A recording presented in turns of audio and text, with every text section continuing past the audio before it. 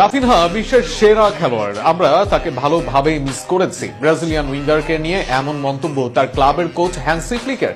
বার্সেলোনার পরবর্তী ম্যাচের আগে সংবাদ সম্মেলনে এমনটাই বলেন ফ্লিক। এর বাইরে রাফার ফেরা নিয়েও মন্তব্য করেন এই জার্মান কোচ। ব্রাজিলিয়ান উইঙ্গারকে নিয়ে বার্সা কোচের মন্তব্য নিয়ে থাকছে প্রতিবেদন। মৌসুমে লা লিগায় 14 ম্যাচে 11 গোল অ্যাসিস্ট করেছেন। সব আসর মিলিয়ে 22 ম্যাচে 13 গোল। গত মৌসুমেও যে দুর্দান্ত রাফিনহা ছিল, এই মৌসুমে সেটা আছে অব্যাহত। তবে এই মৌসুমে আছে ইনজুরি সমস্যা, যেটা রাফাকে ভুগিয়েছে, তার চেয়েও বেশি ভোগাচ্ছে তার ক্লাব বার্সেলোনাকে। এমনটা শুধু ভক্তদের নয়, এমন দাবি করেছে বার্সেলোনার কোচ হ্যান্সি ফ্লিকও। নিজের এক সাক্ষাৎকারে এমন দাবি জানান জার্মানির কোচ। সেখানে রাফিনহাকে বিশ্বের সেরা কোচ হিসেবেও উল্লেখ করেন ফ্লিক। রাফিনহাকে তার দল মিস করেও বলে জানান তিনি। সর্বশেষ ম্যাচে অ্যাটলেটিকো মাদ্রিদের বিপক্ষে 4-0 গোলে হারে বার্সেলোনা।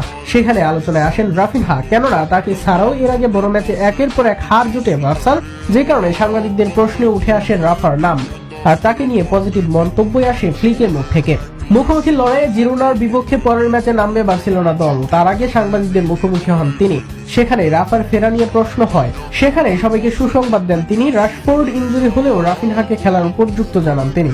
একই সাথে রাফার প্রভাব সম্পর্কেও বলেন, দল